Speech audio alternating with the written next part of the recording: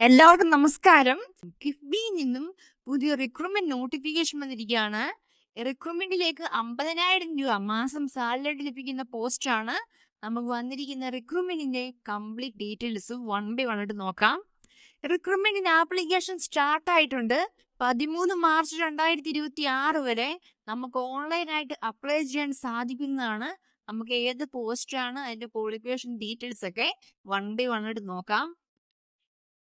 Inspection engineer ആണ്. Vacancy anticipated ആണ്.